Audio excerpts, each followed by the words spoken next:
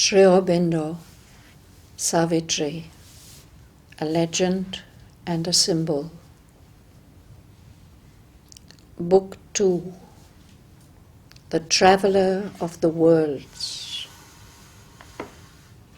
Canto 14, The World Soul.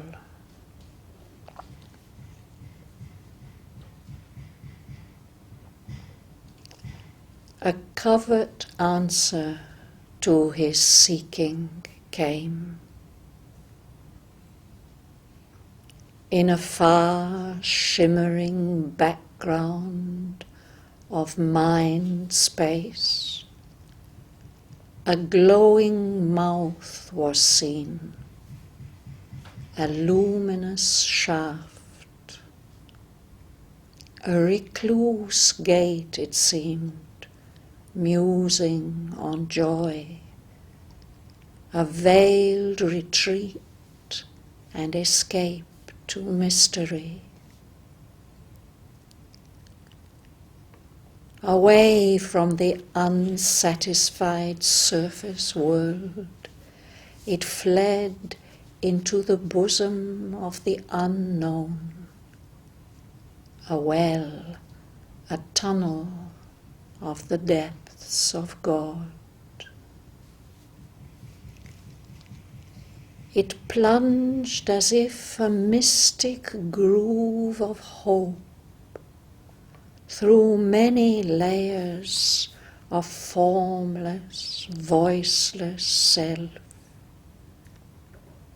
to reach the last profound of the world's heart.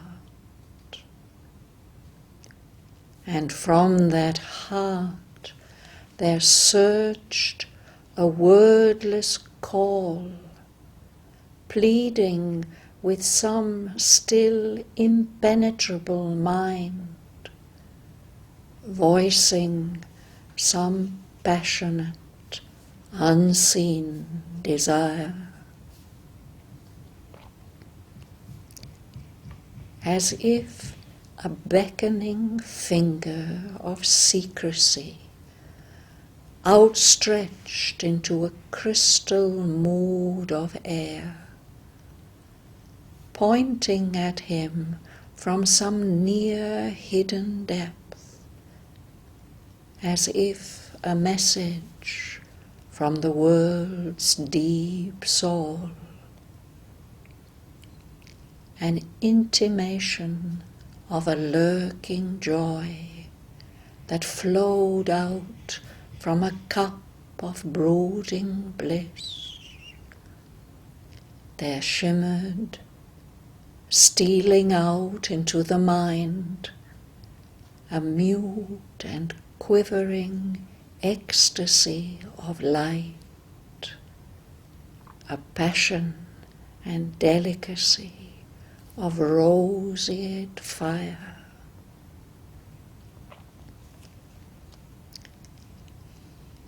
As one drawn to his lost spiritual home feels now the closeness of a waiting love, into a passage dim and tremulous that clasped him in from day and night's pursuit, he travelled, led by a mysterious sound, a murmur multitudinous and lone. All sounds it was in turn, yet still the same. A hidden call to unforeseen delight in the summoning voice of one long known, well loved, but nameless to the unremembering mind. It led to rapture back the truant heart. The immortal cry ravished the captive ear. Then, lowering its imperious mystery, it sank to a whisper circling round the soul. It seemed the yearning of a lonely flute that roamed along the shores of memory and filled the eyes with tears of longing joy. A cricket's rash and fiery single note, it marked with shrill melody night's moonless hush, and beat upon a nerve of mystic sleep its high, insistent, magical reveille.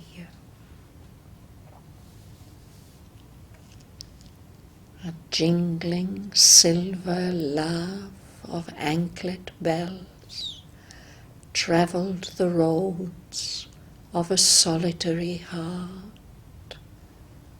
Its dance solaced an eternal loneliness, an old forgotten sweetness, sobbing came.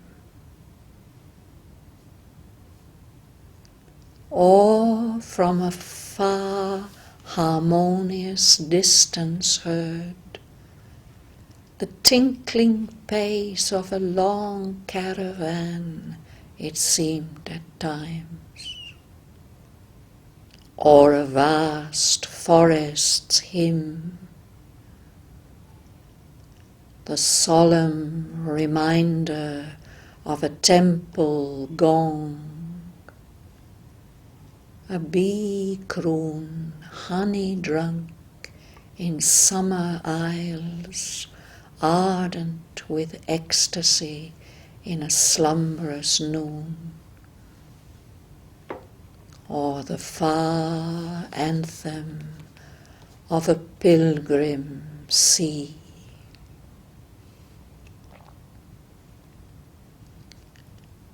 An incense floated in the quivering air, a mystic happiness trembled in the breast, as if the invisible beloved had come, assuming the sudden loveliness of a face, and close glad hands could seize his fugitive feet, and the world change with the beauty of a smile.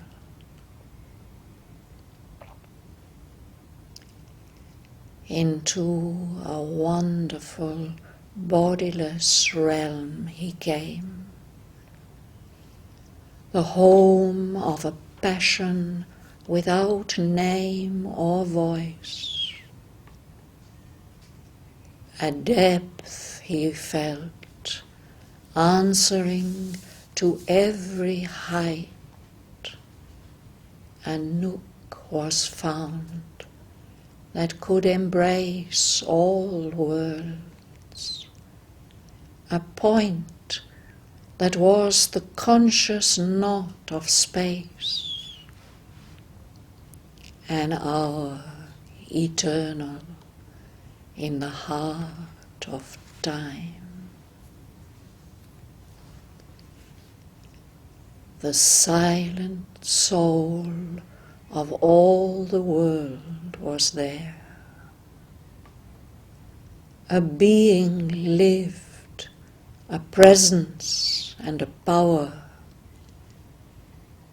a single person who was himself and all, and cherished nature's sweet and dangerous throbs, transfigured into beats divine and pure.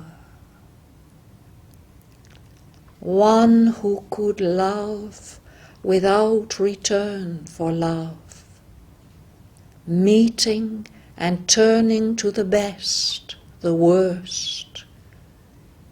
It healed the bitter cruelties of earth, transforming all experience to delight. Intervening in the sorrowful paths of birth, it rocked the cradle of the cosmic child, and stilled all weeping with its hand of joy. It led things evil towards their secret good. It turned racked falsehood into happy truth. Its power was to reveal divinity. Infinite, co-eval with the mind of God, it bore within itself a seed, a flame, a seed from which the eternal is newborn, a flame that cancels death in mortal things.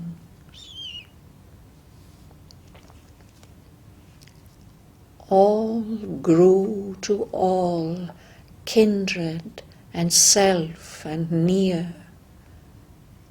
The intimacy of God was everywhere.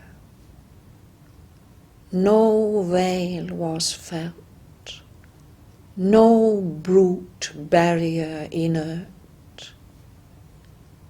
Distance could not divide, time could not change. A fire of passion burned in spirit depths. A constant touch of sweetness linked all hearts. The throb of one adoration's single bliss in a rapt ether of undying love. An inner happiness abode in all, a sense of universal harmonies, a measureless, secure eternity of truth and beauty and good and joy made one. Here was the welling core of finite life, a formless spirit became the soul of form.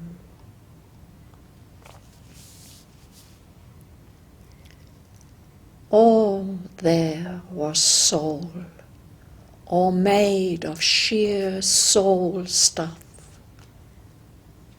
A sky of soul covered a deep soul ground. All here was known by a spiritual sense. Thought was not there, but a knowledge near and one, seized on all things by a moved identity. A sympathy of self with other selves, the touch of consciousness on consciousness, and beings look on being with inmost gaze, and heart laid bare to heart, without walls of speech, and the unanimity of seeing minds in myriad forms, luminous with the one God. Life was not there, but an impassioned force, finer than fineness, deeper than the deeps, felt as a subtle and spiritual power, a quivering out from soul to answering soul, a mystic movement, a close influence, a free and happy and intense approach of being to being with no screen or check, without which life and love could never have been. Body was not there, for bodies were needed not. The soul itself was its own deathless form, and met at once the touch of other souls, close, blissful, concrete, wonderfully true.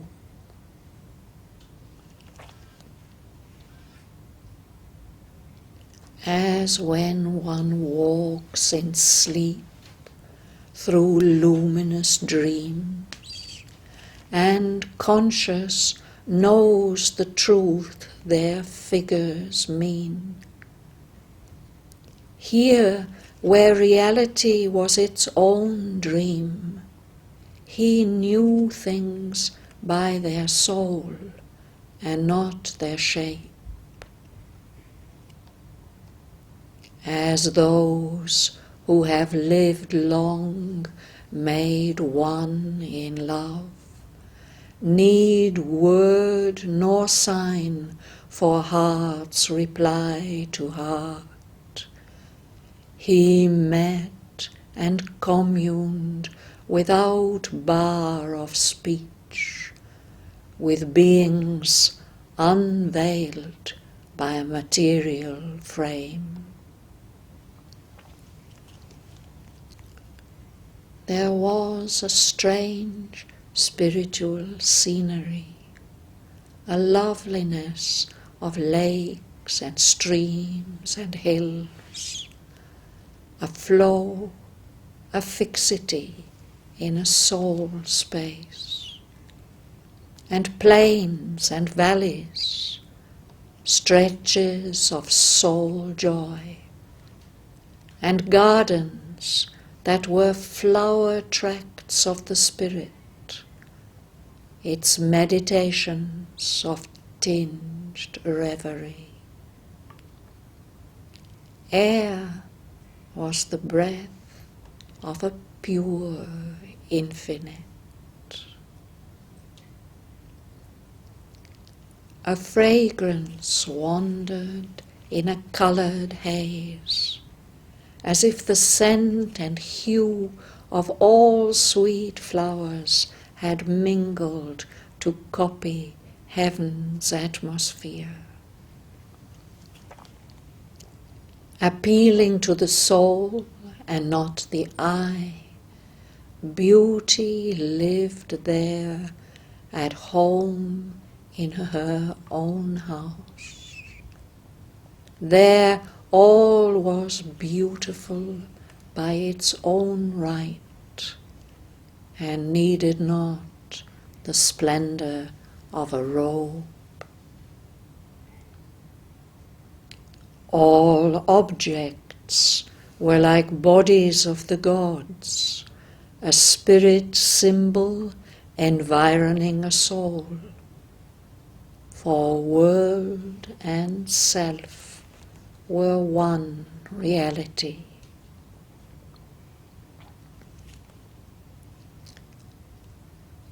Immersed in voiceless, internatal trance.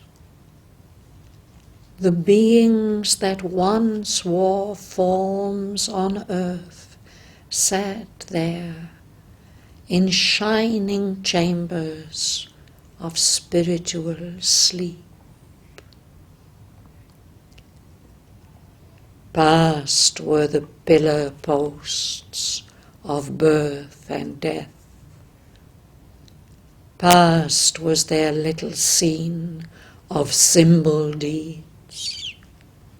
Past were the heavens and hells of their long road. They had returned into the world's deep soul. All now was gathered into pregnant rest. Person and nature suffered a slumber change. In trance they gathered back their bygone selves. In a background memories, foreseeing muse, prophetic of new personality, arranged the map of their coming destiny's course. Heirs of their past, their future's discoverers, electors of their own self-chosen lot, they waited for the adventure of new life.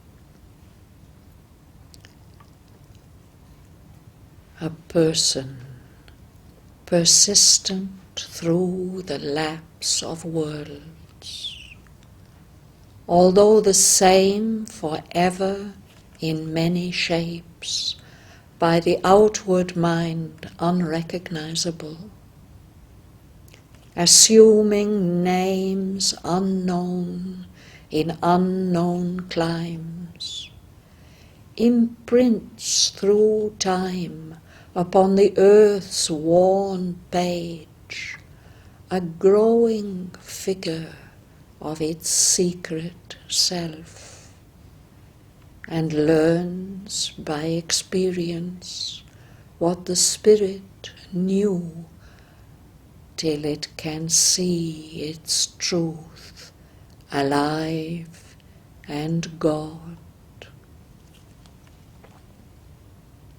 Once more they must face the problem game of birth, the soul's experiment of joy and grief, and thought and impulse lighting the blind act, and venture on the roads of circumstance, through inner movements and external scenes, travelling to self across the forms of things.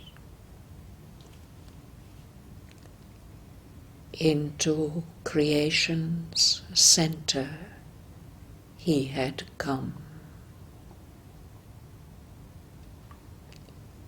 The spirit, wandering from state to state, finds here the silence of its starting point, in the formless force and the still fixity and brooding passion of the world of soul. All that is made and once again unmade, the calm, persistent vision of the One inevitably remakes. It lives anew. Forces and lives and beings and ideas are taken into the stillness for a while.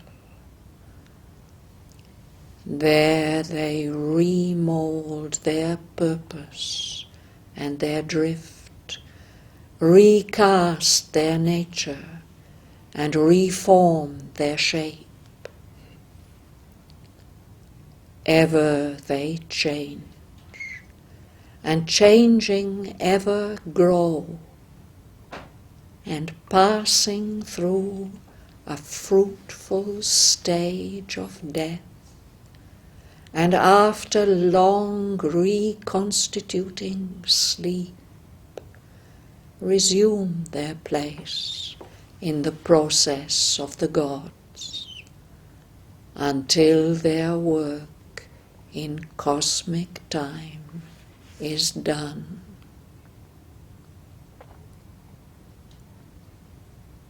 Here was the fashioning chamber of the worlds. An interval was left twixt act and act, twixt birth and birth, twixt dream and waking dream. A pause that gave new strength to do and be.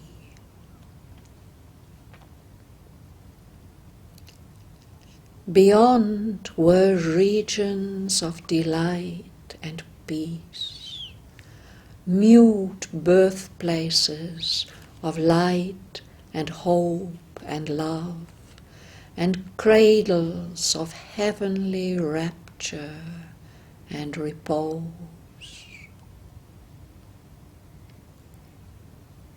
In a slumber of the voices of the world, he of the eternal moment grew aware. His knowledge, stripped bare of the garbs of sense, knew by identity, without thought or word. His being saw itself without its veils. Life's line fell from the Spirit's infinity.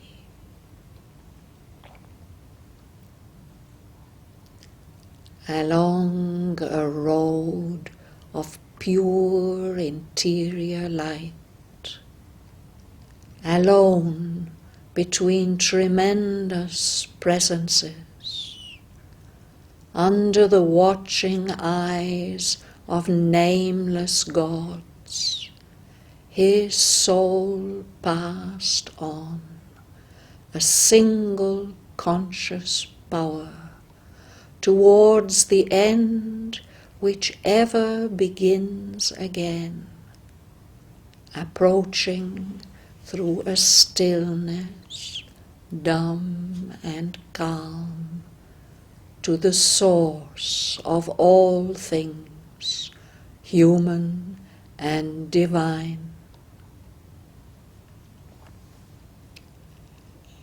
There he beheld in their mighty union's poise the figure of the deathless two in one, a single being in two bodies clasped, a diarchy of two united souls, seated, absorbed in deep creative joy. Their trance of bliss sustained the mobile world.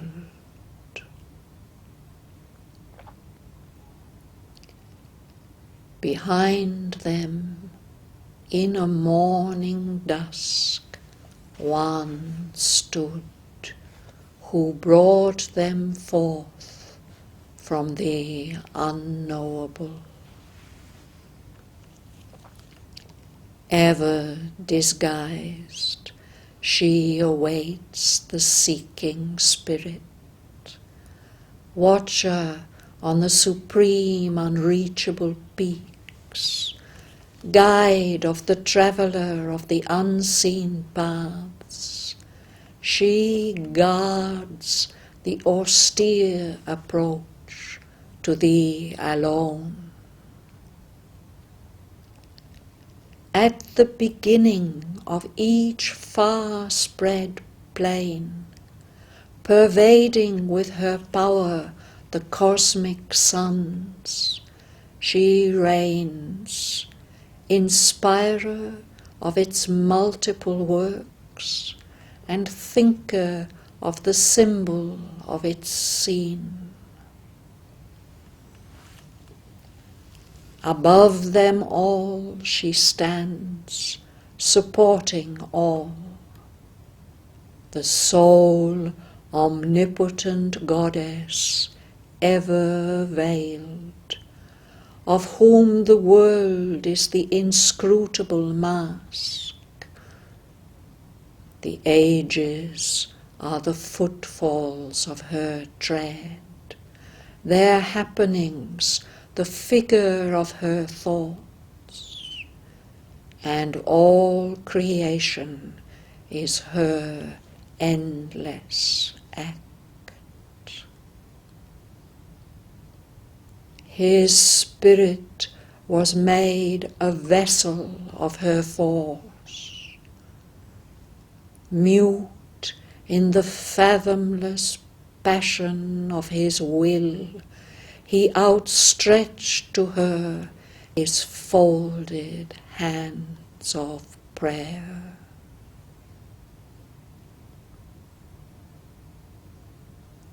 Then, in a sovereign answer to his heart, a gesture came as of worlds thrown away, and from her raiment lustrous mystery raised, one arm half parted the eternal veil. A light appeared, still and imperishable, attracted to the large and luminous depths of the ravishing enigma of her eyes. He saw the mystic outline of a face.